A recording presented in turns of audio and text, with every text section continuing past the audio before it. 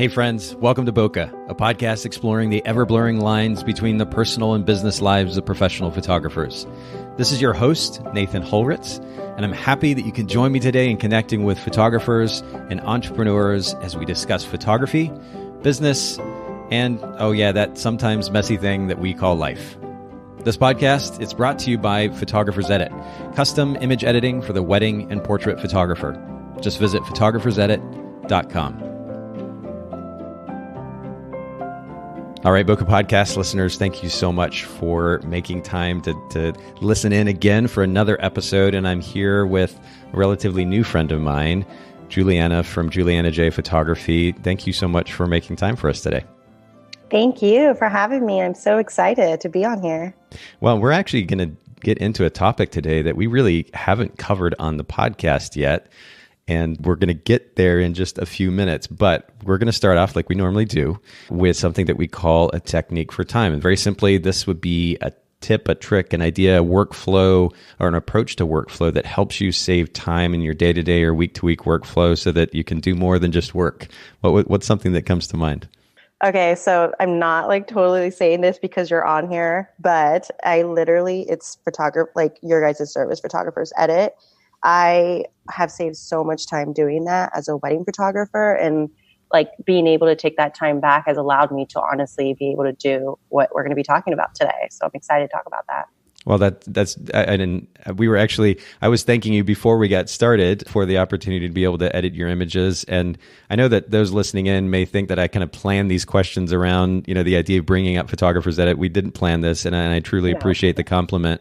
It's really, really kind of you. I know that it may seem biased for me to say this kind of thing, but the most time consuming element of running a photography business, and I know this having been a wedding photographer for over a decade, is the editing. I mean, that's the reality of digital photography these days. And so I am so happy to be able to have a part in photographers' lives, to be able to save them that kind of time so that they can, sit back and watch Netflix if they want to, spend time with important people in their lives and do things that are going to actually move their business forward. And it sounds like you're actually making a pretty big transition in your business. We're going to talk about that here in just a little bit.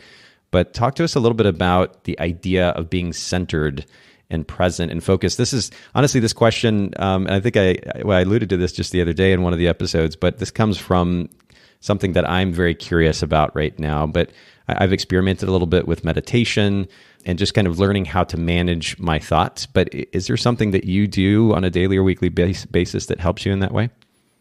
Oh my gosh, yes. It's my morning routine. I'm obsessed with my morning routine, and it's something that I started kind of researching probably, I would say, last November. Okay. Just because I felt like I was in this position or in this place where I was burnt out. I was just feeling so stuck in this routine, sort of just feeling honestly a little sad, and I couldn't figure out what it was.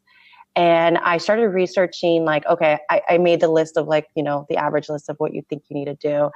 And one of the things that kept coming up was this idea of what CEOs do. And they were saying that they are able to be the most productive in the morning, and they are the most successful because of this time that they have in the morning. And so as I dug more into it, I realized I need to just try this. And so I started trying to wake up. I'm not a morning person. So my average was to have no alarm, wake up whenever I wanted, and just kind of get up and do a to-do list and just figure out my day. It wasn't actually producing any results, and it was actually leaving me feeling more or less fulfilled and less just focused and less in so many ways. And so once I decided to get up earlier, that was hard. That was definitely a challenge, but it started to get easier. And I got to a point where now I naturally wake up between 4 and 5 a.m. Oh my word. Wow. Yeah, that's how early. And I don't even have, there are people that follow me and because I document this. So I've literally created a whole highlights over on my Instagram account. Yeah, I was going to bring that up. I was just taking a peek at it, actually. Yeah, it's actually really, really great because it's encouraging me. Now I'm trying to show up for these people, but they're also going, wow, how do you do that? I have a kid, I have this, I have that. And I'm I mean, your kids aren't up at 4 a.m. I would hope at some stage in their life. But I mean, really, it's like, even if you could find 30 minutes before the whole world gets up in your world, whatever that looks like, and take that for yourself, it is a game changer in how you approach life and how you feel about life and what you're able to accomplish and how you end your day feeling so much more fulfilled. Yeah, this is interesting, and I'll just keep it simple for now and say that I wholeheartedly agree with you on multiple levels. But one of the things that comes to mind, though, and I'm really curious how you would respond to this. People talk about, we've talked about this on the podcast just on kind of a bigger picture level in the past, but we as human beings in first world, at least American culture anyway, have this tendency of saying, I am fill in the blank. I am, this personality. I have this tendency. And the conversation just kind of ends there, right? And so one of the things that we hear most commonly is, I am a night owl versus an early morning person. How would you respond to somebody who says that is, quote, who they are, or at least that they have that tendency? And did you used to kind of subscribe to that mentality? And did you make a big change? How would you respond?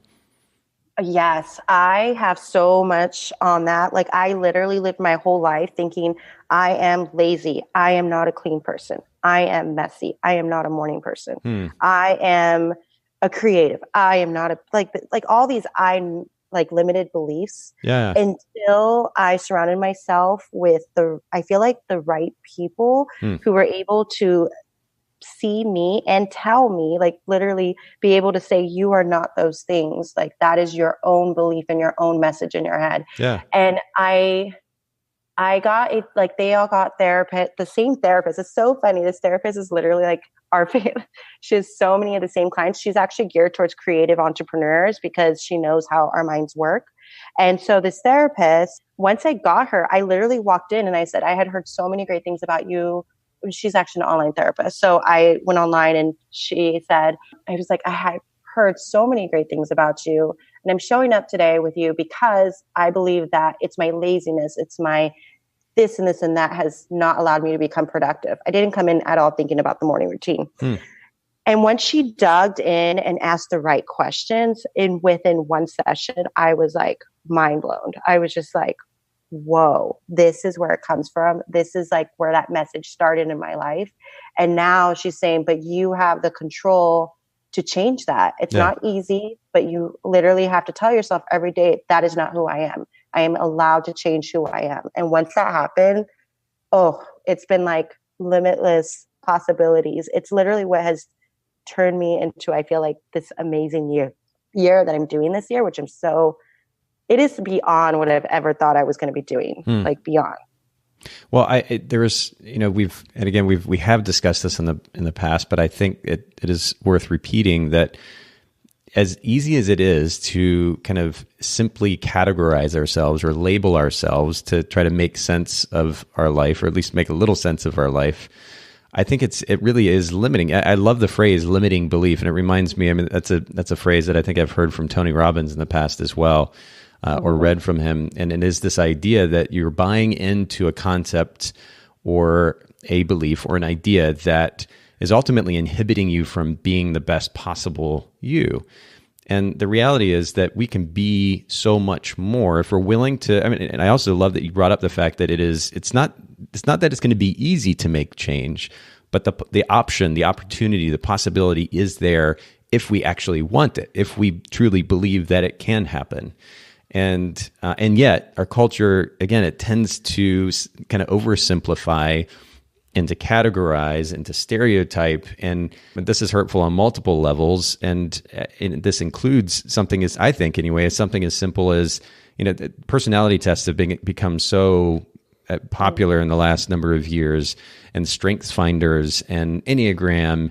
And it's fun to talk about. And the reality is that there's probably some helpful truth therein that at least helps us understand our tendencies. But I like to use the word tendencies because a tendency doesn't feel concrete or set in stone. There's still opportunity to improve, to make change. And so in my mind, the idea of simply limiting ourselves to a personality type or to a particular behavioral pattern or particular interests or desires. Well, again, we have tendencies. We have to realize, number one, that those tendencies largely, if not mostly, came from just experience, life, doing life, and making one choice or another, and ultimately developing a particular habit or behavioral pattern. And we have the ability in the same way to then be able to choose to change that behavioral pattern. And that is so empowering. And I've experienced this personally, and I know that others have as well. And I love that you have, and that you're an example of that. But I would just use this opportunity to encourage our listeners, if there is something in your life that you'd like to be better at, even just on a personal level, maybe something that you don't even necessarily put out there for the world to see, you have the ability to change it. You just have to actually buy in. And I would highly recommend, and we'll link to this in the show notes, there is an ebook, actually. It was originally a 700 page or so book that Tony Robbins wrote years and years ago. It was rewritten as about 100-page ebook. It's free download. We'll link to it in the show notes, called Reawaken the Giant Within. Kind of a cheesy title, but the psychological principles innate to that are certainly reflective of what we're talking about here, and ultimately really, truly some of the most powerful principles, if you're willing to actually buy in, to go back to our conversation, if you're willing to actually buy in, some of the most powerful principles that I've ever had the opportunity to read in a book. So we'll link to that in the show notes. If you're feeling kind of stuck in life or in business, those of you listening in, make sure you check that out, and it'll be really helpful. But thanks for kind of setting that example for us, Julianna. I love that. And we'll also, of course, link to your Instagram account where you have those highlights of what your morning routine kind of looks like. Pretty fascinating. Actually, the first one that popped up, it was you standing in front of your cupboards, which are also acting as whiteboards, right? Yes, my kitchen cabinets in my tiny studio in Seattle were like whiteboards. And I mean, I don't think they knew that. And so I felt really bad, but I didn't leave any marks. They totally wiped off. And in a 420 square foot studio, I have no space. And right. So I was like, this is my whiteboard motivator. I love it. Yeah, that's what I did. That's cool. Well, we'll link to your Instagram account as well, so that our listeners can see that, as well as look at your work. And the Instagram, for those of you listening in, is MSJuliannAJ. And again, we'll link to that in the show notes. But you're going to want to check out Julianna's work there. Let's get to the next question. Talk to us about one of the most impactful books that you've had the opportunity to read. Okay, so I hope nobody... I'm going to be honest. I don't read. I am not a reader. It is not where I put my time, but I love the knowledge that you get from reading. So I take this, I don't say it's the lazy approach. I say it is what works for me. And that is that when somebody tells me about a book that's like a must read, or a business book that's like, yes, this is like changed my life. And there are those books that I've heard of. I am the girl that goes on Google and like looks for the blogger who went down and broke down the biggest highlights and the biggest points. Yeah. And I read that and I'm like, yes, in like less than 30 minutes, I'm like, I got it. And I can get into conversations about books by doing that. And I'm like, yes, this totally works for me. So a few of those books would be The Miracle Morning, which it literally is one of the books that is, I don't follow it to a T, but it's super talks about that whole concept of morning routines and how it really can change you for you and your business.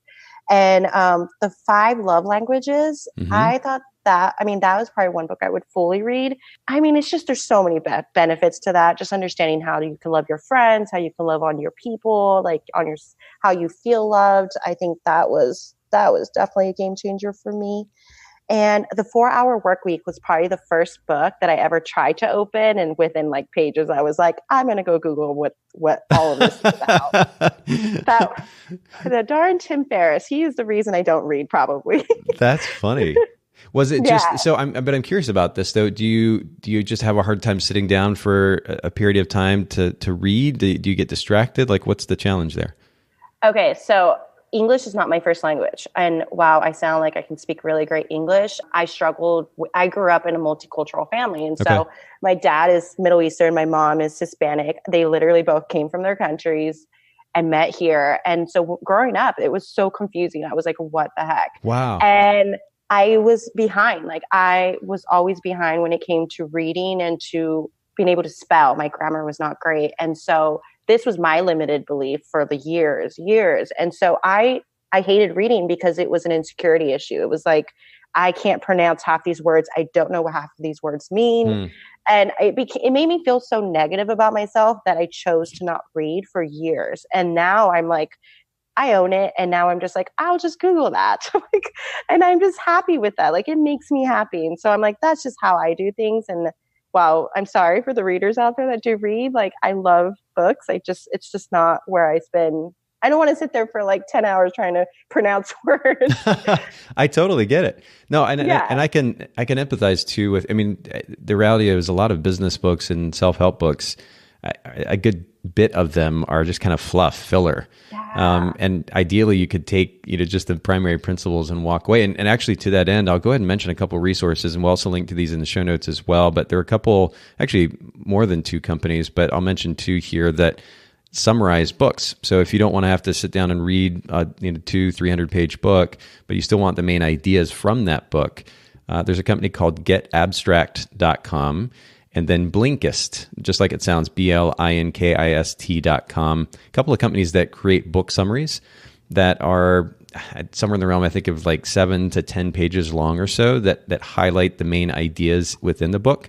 And of course, the reality of that type of a book summary is that you do miss the nuance and the conversation and the story, but you still walk away with the main ideas, at least as this person writing the summary sees it, and enables you to be able to capture that information in a much shorter amount of time and not have to deal with the so-called fluff. So we'll link to those in the show notes, but I totally understand your point. I also, I have a bit of a multicultural background. I spent about 10 years of my life in Japan, and so I speak 2 languages. How many languages do you speak? I speak solidly 2. I wish I could speak Assyrian, which is what my dad speaks, but I can tell you all the foods because that's what I grew up eating with my grandma. Awesome. And like, I want that. She's like, you were my most like hungry grandchild. You just knew all the food. So is that something that you're happy to be known for? Is you ate all the food? Oh yeah, I was like, I was an easy eater. Like everybody else was a picky eater, and I was like, I'll take everything, and so they loved me for it. I love it. Yeah. That's cool. Well, talk to us a little bit about your photography. I mean, we've already alluded to your Instagram account. Your website also is Julianna, Julianna, Julianna J photography.com. We'll link to that in the show notes as well. But talk to us just a little bit about the backstory in photography and how long you've been a professional photographer.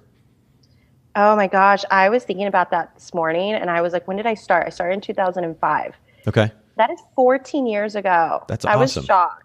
Yeah. I was like, what? How have I been doing this for 14 years? So 14 years ago, I started. I was a baby photographer at 18. I did not think I was going to be a wedding photographer. Like, that is not where I didn't like pick up a camera and was like, this is where I was going to be. Sure. I kind of grew up in a cultural, sorry, you'll hear me say things really weird. Again, not English. You're totally fine. But I grew up with a very, very, like, my parents were the 9-to-5 typical people, hard workers, would take any jobs because they kind of had to, and they dreamed of an American life, and that looked like working for somebody else and having security and being able to give us a nice, comfortable house and a better opportunities. They really, really wanted us to go and get really great jobs. And there was such a sense of security with working for other people. And that was where I was heading. My parents unfortunately couldn't afford to take me to put me in college. College wasn't even really on the radar. I didn't even know about college. It was the weirdest thing. I didn't even know what college was. And everybody was talking about going to college. And I was like, what are you guys talking about? You pay to go to school? Isn't this free, what we're doing right now?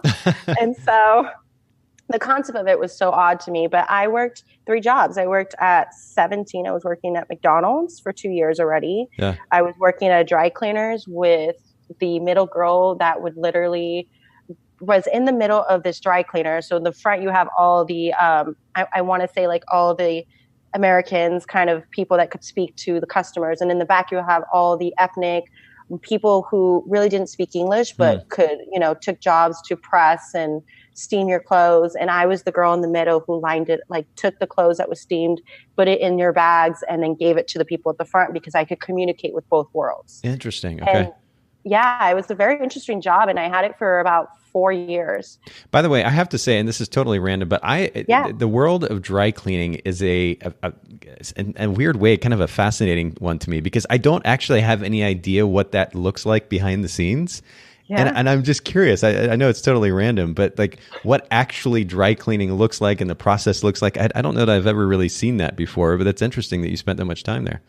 Yeah. So you mean as an operation or as far as the process of dry cleaning for your clothes? I guess just the process, because if I ever drop something, and it doesn't happen a whole lot, but if I ever drop something off at a dry cleaner, there's a stain that needs to get removed, and then I go back however long later and I pick it up, and this thing, it generally looks nice, and it's starched and pressed and perfect. And yet I don't know how that actually happened. Like, wow. I'll give you the very quick version of that. Okay. So you drop it off and you put it in a bag. They then ask you, do you want starch? So you have no light, medium, heavy. Yeah. Heavy obviously being like that really thick feeling. Sure. So that is like a separate, like they have loads where it's like, this is our medium starch load or whatever. And that's how they divide it. They then ask you, do you have any stains? They will mark a little tape on the stain so that when the person that's checking in your clothes can see it. Okay. When they throw these bags into this like section, the person then grabs it in the front. She empties out the bag one at a time so she doesn't mix people's clothes. And she goes through every piece of shirt, looks it back and forth and goes, oh, there's a stain, there's a tape, there's a tape.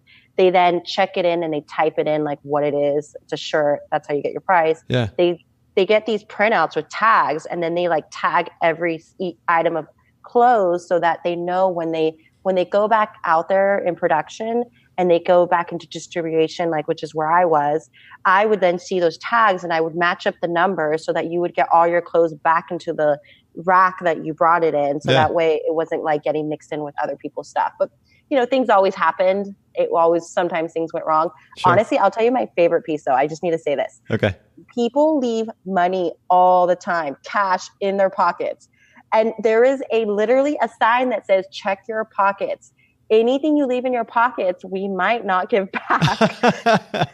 So it was bonus. Like I would come in and I would get these clients and I was like, I swear they just want to give me tips. They would always leave a $20 bill in their pocket. And I was like, and the rule was if you got the money, you don't tell anybody else. Like if you were in the front and you worked the front, like do not tell anyone else because they will get jealous. And so we would just take the money. Wow. And I was like, I felt so bad, but I was like, the rule says check your pockets. Oh, wow. Yeah. Well, there is, for our listeners, there is your random dry cleaning facts for the day brought to you by Bokeh Podcast. Yes. That's hilarious. Okay, so you started McDonald's, then you're working in the dry cleaning industry, and then where'd you go from there? So I did both at the same time. Oh, okay. And then my third job was I ended up working as a waitress at this, it was Mexican food, but the name of the Mexican restaurant was called Country Girl. Random? So yeah, that is confusing. Super brand confusion there. I was like, what is happening? Yeah. People were come in wanting like eggs and biscuits. And I was like, we serve Mexican food. So yeah, it was really, really crazy. But it was that job that I took in order to fund my gear that I was really like getting excited about. Okay. And the third job was literally just to fund the camera that I wanted. And so, yeah, that's kind of where I started. And so my boss at the dry cleaners was the one that noticed that I was starting to take pictures, and he was an entrepreneur, like an amazing entrepreneur. He owned the business of the dry cleaners, and he had like a liking to me. Like he saw what I did. He saw how hard I worked. He saw that I was involved in both worlds. And he was like, you are so unique. You are very different. You think differently. And I was like 17. And I was like eating it up because I had never had anybody who had ever looked at me like that. My parents didn't. No one did. Like no one in my life at this point had ever told me they saw so much potential in me and they could see this uniqueness in me. And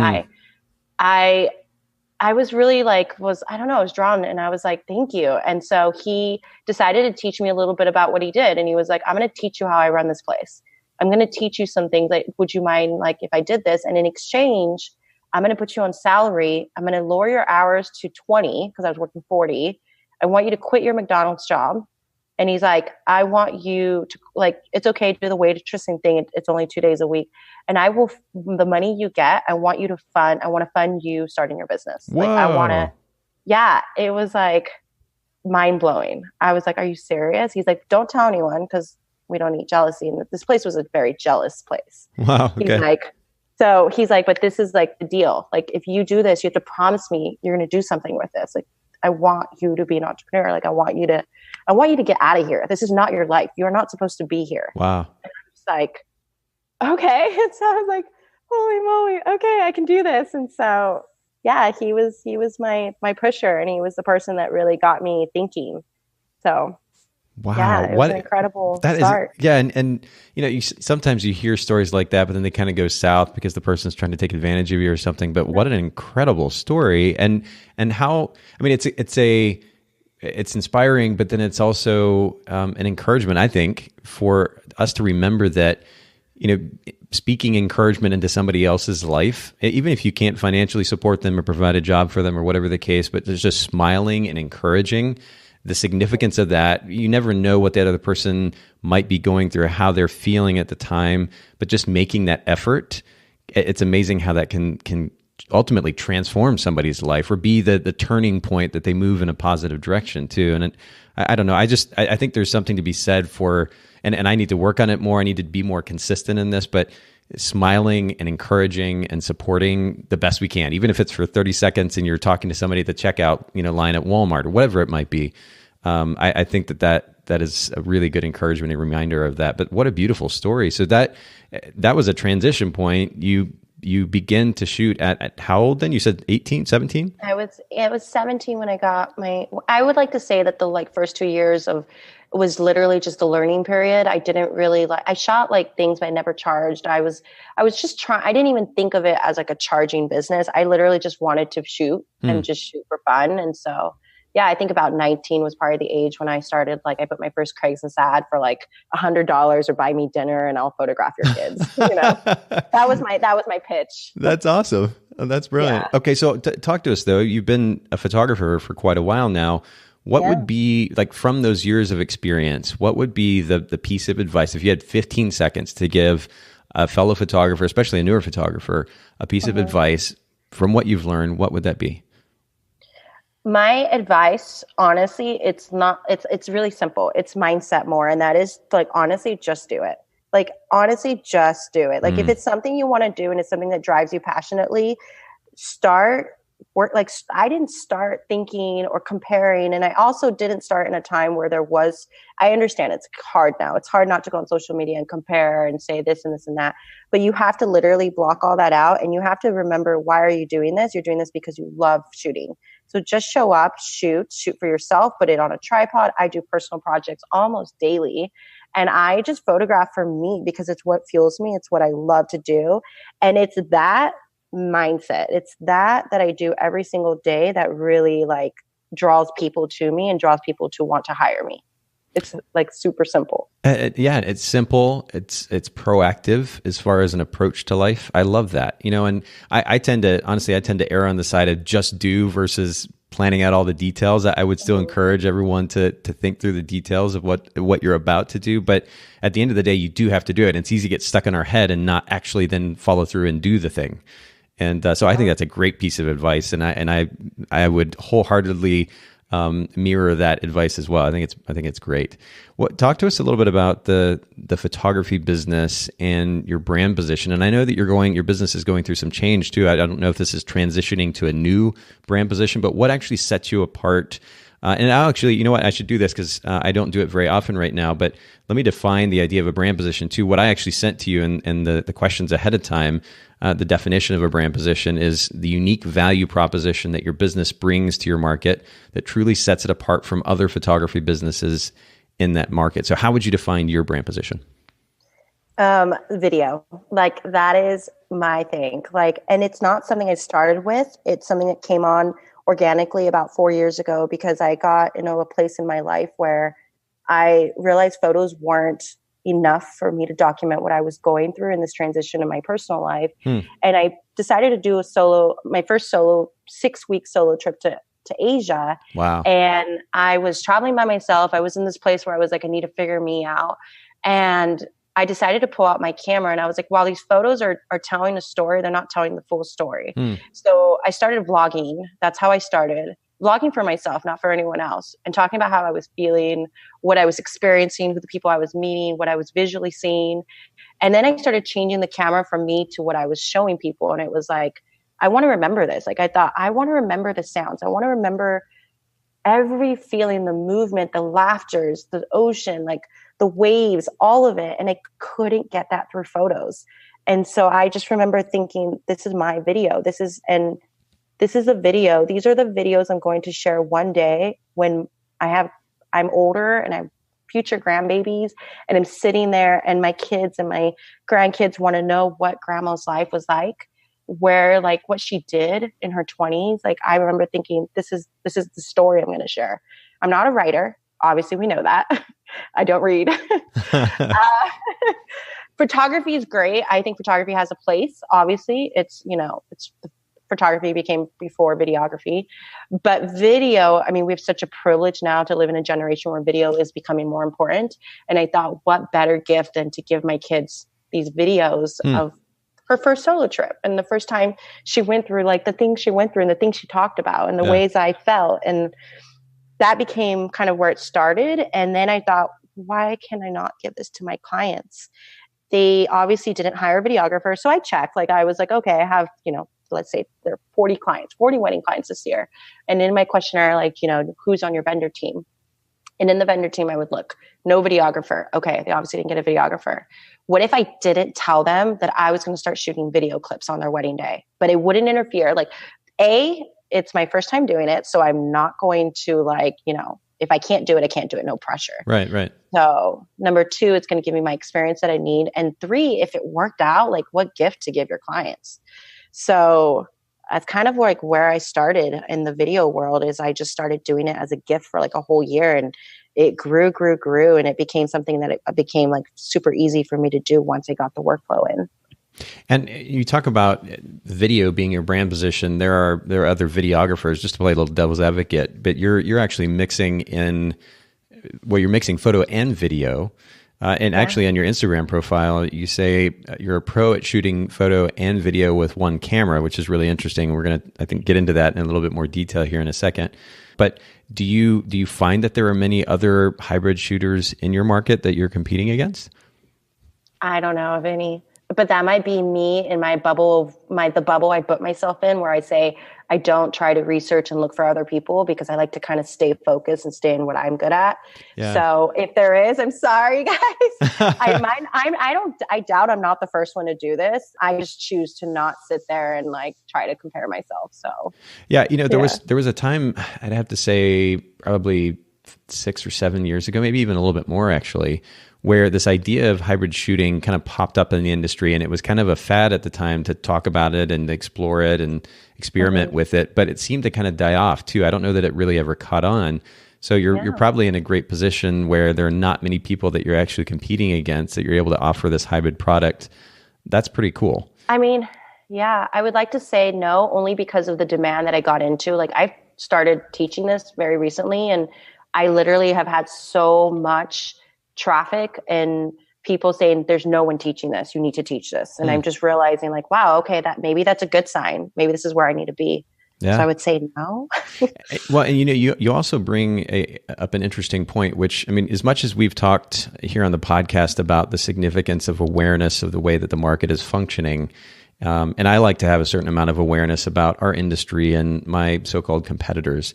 But at the same time, being too aware, it can actually become distracting. I like your approach, which is to kind of focus on what you are doing and letting that be the primary focus versus paying too much attention to the competition. I think, from a brand, since we're talking about brand positioning, from a brand position standpoint, it's good to be aware of what the so-called competition is doing so that you can do something differently. You're in a bit of a unique position in that there are not a whole lot of competitors to even be concerned about. But I love that head down, focus on what I've got going on here and create something great mentality. And it's definitely good food for thought. Talk to us. I mean, we were talking about this notion of shooting photo and video with one camera. What is your favorite camera body that you're shooting with right now? Okay, so I am not biased to any type of brand. I literally have a Canon. I've had a film. I have a Canon. I have a film. I have a Nikon, but right now it is Sony. Like Sony is the switch that I made for so many reasons, especially if you do become a dual shooter who wants to shoot with one camera. And the reason for that is, I'm going to give you guys a little education here, is mirrorless cameras. So I guess really honestly, any mirrorless camera could do this. Sure. The mirrorless cameras don't flip, right? So the mirror doesn't flip inside. This is something I had to learn. So when you're shooting video and photo on any DSLR camera where it's not a mirrorless camera and it flips, it has to lock the mirror in order to switch to video, because when you're shooting photos, that mirror is constantly flipping, right? It's letting in light. It's taking in the photo. So you hear the click, click, click. Right. So when you switch to video, in order for those type of cameras to do that, you need to lock in that mirror. So that's what it does. It locks in the mirror and then it takes your video. But in order to do that, it's going to have completely different settings. So whatever you were doing and whatever settings you had in photo, do not convert over into video. So in a time crunch, if a bride's walking down the aisle, if you didn't pre-set up your video shot for that, you're going to screw yourself up. Like it's going to be whatever last setting you had, it's going to set that up. It's going to show that up. And it ends up being kind of one of those situations where you're like, how do you do this? So I taught myself on a Nikon D750, which it was great because I was able to do those switches really quick. But the reason I switched over to Sony is because I realized with the Sony camera or any mirrorless camera, I can take a photo and then because it's not flipping the mirror, and then I can hit the record button and it literally just starts recording. Whatever I was doing in photo is showing up on video. Wow. So it's a perfect match within 2 seconds in doing a switch. And I was just like mind blown when that happened. I was like, this saved me so much time. Like, thank you, mirrorless cameras. I had no idea. Yeah. Well, and do you find, so I'm curious actually, and I'll just play naive here for a second. You know, when I'm shooting video on my iPhone, for example, I have the ability to be able to also take a picture while the video is recording. Is that something that you can do on a Sony? To take a picture while the video? No. Yeah, no. I don't think so. I have to test that out. So I would have to get back to you on that, but I don't. I mean, if I'm taking a video, I'm focused on the video. I'm not going to try to take a picture, but makes sense. There is like a compact Sony RX5 105, which is my like go-to travel camera. It's like the size of like your pocket. Yes, I love this camera. So sharp too. Oh, and its autofocus is incredible. Yeah. Like it's an amazing camera for anybody who wants like a little mini travel camera. But anyway, so that one, yes, I set it up so that as it's taking video, it's actually taking a photo every 5 seconds. Those are great for thumbnails. If you're ever trying to do like a thumbnail, they're really funny bloopers. Yeah. Yeah. So yeah, I always get the funniest photos from those, but they're not high quality. So one thing I've noticed is those photos are like the lowest of the quality and they're always JPEG. So if you're trying to get like quality raw photos while you're shooting video, you would have to separate that, I would assume. Okay, that makes sense. Well, this is just a good segue into our focus for today, which is what it means to get into hybrid photography, doing photo and video, and how to begin that process. What would you say would be the two or three of the biggest challenges of adding video to your photo workflow? I would say like the first one would be the gear and understanding what you actually need. I think when people think video, they make a list in their head and they're like, the first objective I would say is like saying, okay, well, what gear do I need? I can't afford any more gear. Okay. So it's understanding what can you do with what you're given. Like if you have this camera, okay, well, what do you need to understand that makes video work? Right. And number one on that is always going to be like frame rates. You have to understand frame rates and you have to understand what your camera can shoot in frame rates and what is your visual, like what is the outlook? Like what is it that you want it to look like? So it's understanding the basic terminology of video and then seeing if your camera has those capabilities and then what you can add to it. Okay. So that's number one. Number two would be like, once you get to that point, is understanding how to do the switch in a timely fashion when you're shooting with real clients, because your clients are paying you. So I'm a photographer first, videographer second. So that means that when I show up, my client hired me to be a photographer, but then paid me a little extra to shoot video. They didn't hire me to be a videographer and then take photos. Right. So that means I have to be able to give them the photography experience without sacrificing that and being able to switch. So how do you do that in a timely fashion without interfering with your first initial job?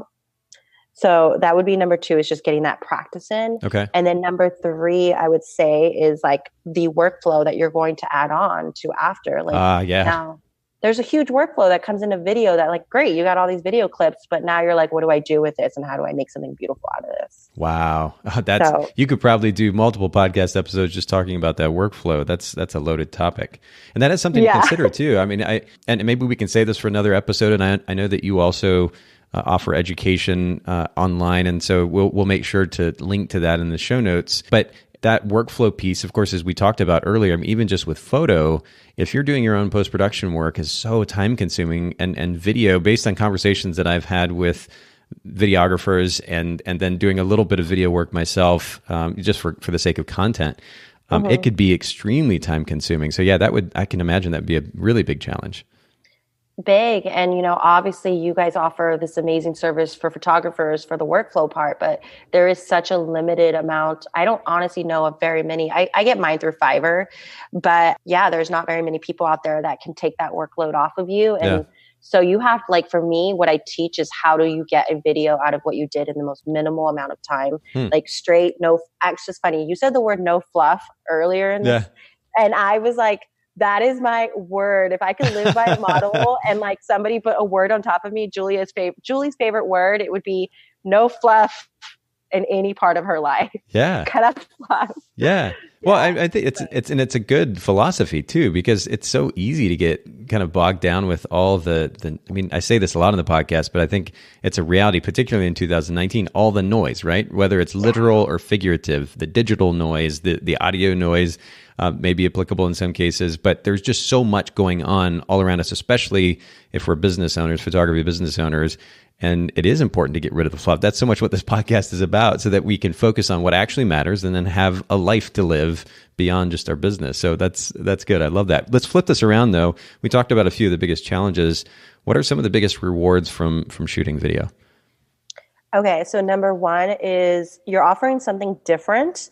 So you're standing out when people are comparing you to other people. Love it. So like if you have a bride that comes in and she's like looking at 5 photographers and you're offering something that no one else is offering, obviously you're going to stand out. Yeah. And I have a whole pitch for that. Like there's a whole way to communicate that message, and where I think people's biggest fear is like, well, I'm not a videographer. Like I don't want them to have these expectations and then be disappointed. So there's obviously a way around that. Number 2 is obviously making more money in the same event. Like that is awesome. You don't need to book another wedding. Yeah. You can just like up your income by like a third of what you were charging, third more of whatever that is, and add that on. And you're just like, you've made way more money. Like it's like the bonus cash and the clothes at the dry cleaners. Yes. You're like, bonus money here. I don't have to go anywhere else. The only thing you're adding is the workflow after, which is why I teach that in such an efficient, no fluff way. But like literally that's it. Like you make more money. Like how much more rewards do you need? And then having this skill, like having this new skill is going to be something that is going to be literally essential for where we are heading in marketing. Like video marketing is going to be huge by 2022. I've done so much research on this. And if you don't know how to shoot a video to market your service, to market behind the scenes. I mean, look at where we're heading on Instagram. Video is IGTV. We have like stories. We have like all of these video concepts in our social media. People love watching people do things. So if you can figure out how to like take the video skill you have and create awesome promo videos for your own business, promos of your products, promos of you with your clients and talking about what you do, like, you are going to show up in the world in such a unique way. And I would recommend that you start doing this sooner than later, because otherwise later it's going to be, again, another saturated industry. Yeah, it's true. And I was going to say, I mean, really, we're already there. Like video marketing is mainstream, or it's certainly becoming mainstream already. And you're right. Like we need to actually leverage this opportunity to get in. While, I mean, I would say in some regards, the photography industry has caught on to this, at least to a point. And so even getting in now, you may be in competition with a few photographers who have established a brand and are on IGTV regularly or producing really great video content. But get in while the getting is still relatively good. I think that's a good note to make there, and take advantage of the opportunity to present yourself beyond just a cute thumbnail. Showing more of you through video. That's a great piece of advice. Let's talk a little bit about the skill set, though. You were alluding to this idea of learning a new skill, which is so important on multiple levels. When you talk about shooting with one camera and making that switch from photo to video, how often, like, what does that look like during the wedding day? How often do you make that switch in order to create the finished product for your client? So I have a list. I know the mental list already, but like I actually put it in the contract for my clients, and it says what I aim to shoot but cannot guarantee. Is like literally how it's titled, and it breaks down like the basic clips that I will be taking, and it again in the contract lawyering up, it says, you know, like if photo was number one, photo will always win. I cannot guarantee this. Like, you didn't choose to hire a videographer, you chose to hire a photographer and add on video. Very different. But yeah, so that list is something that I totally go through. And I think it would be about 120 clips throughout the whole wedding. That's it.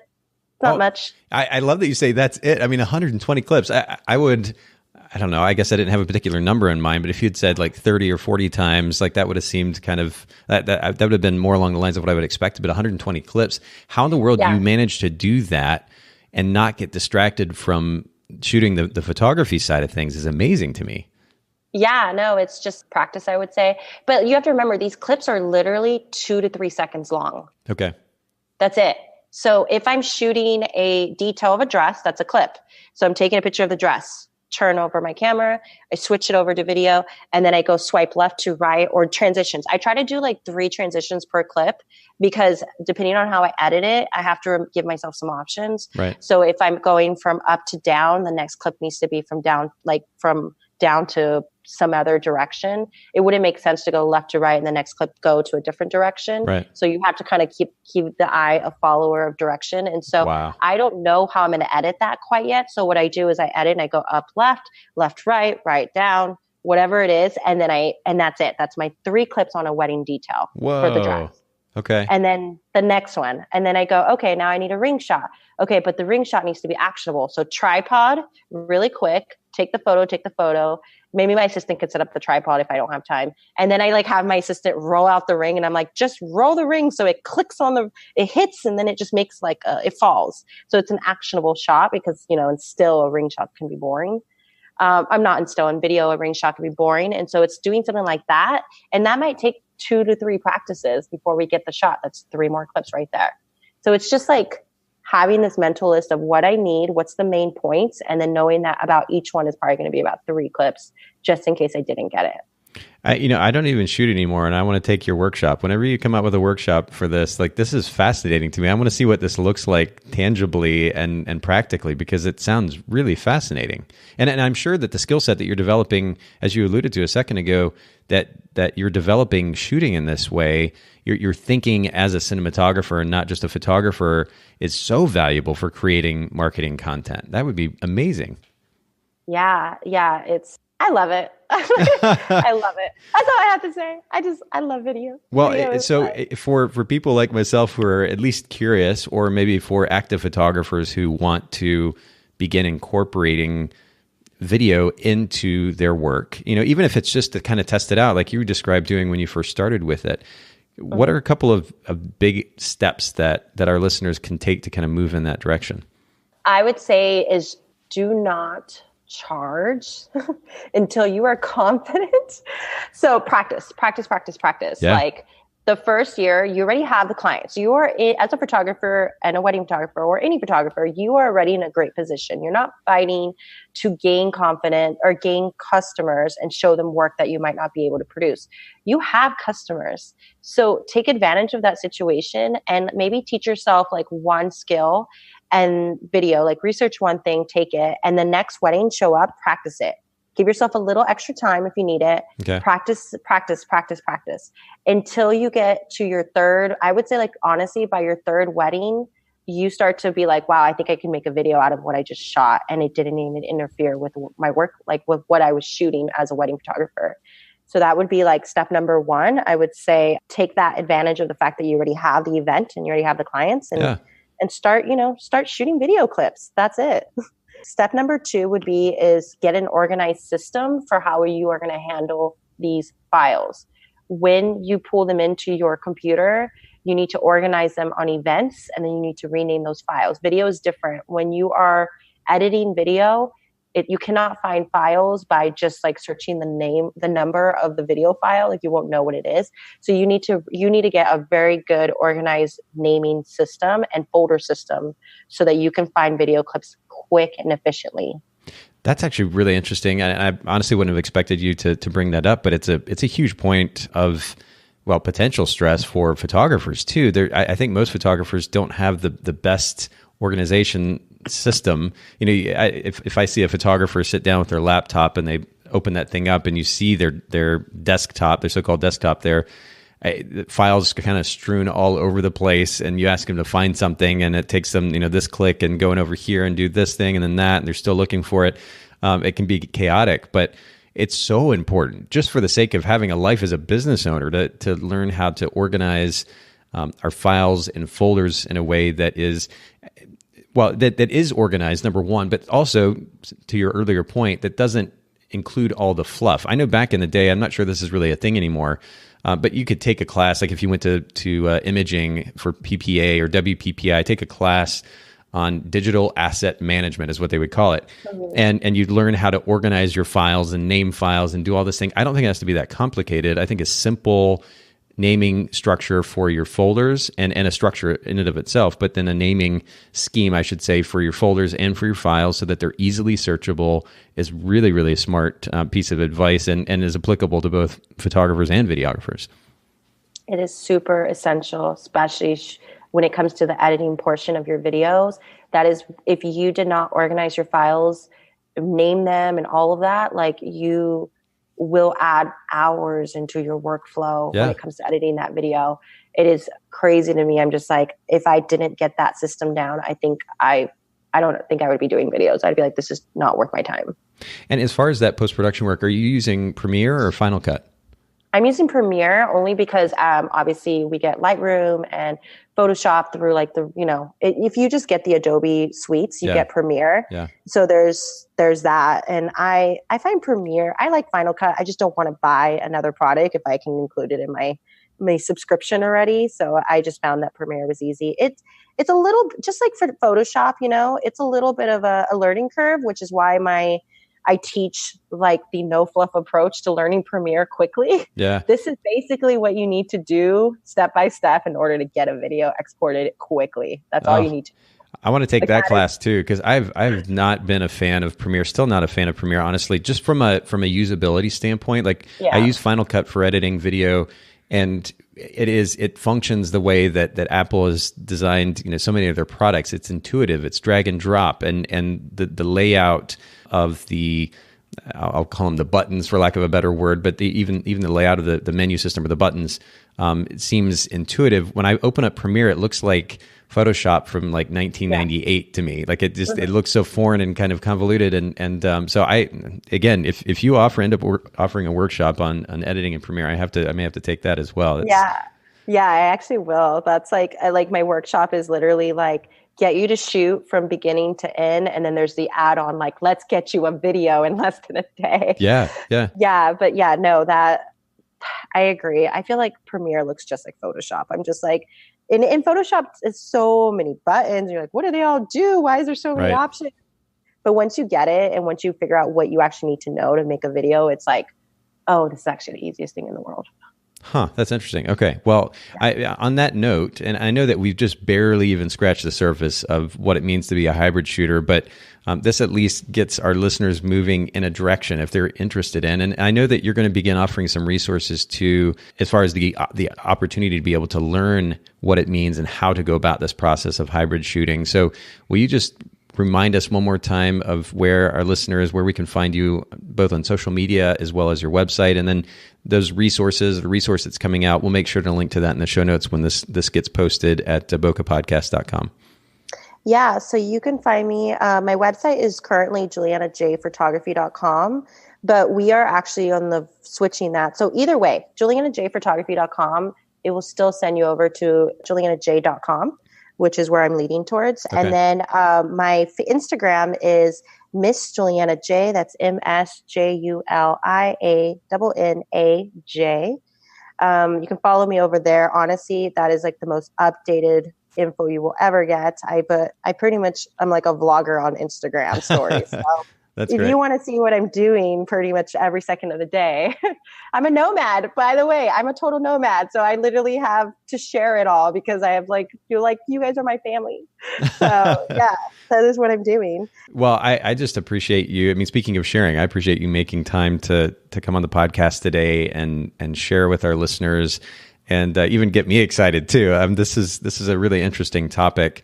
And of course, we'll make sure to link to all the resources that we alluded to in the show notes. Again, Bokeh Podcast, Bokeh podcast.com. Julianna, I really appreciate it. Thank you so much for making time for the Bokeh Podcast listeners. Thank you, Nathan. Take care. Thanks so much for listening to the Bokeh Podcast today. Will you let us know what you think by leaving a review of the podcast in iTunes or maybe in the Apple Podcast app? And I'd love to hear from you personally with your thoughts about the podcast, maybe suggestions about future topics and guests for the show. My direct email is nathan@photographersedit.com. The Bokeh Podcast is brought to you by Photographers Edit, custom image editing for the wedding and portrait photographer. Just visit photographersedit.com.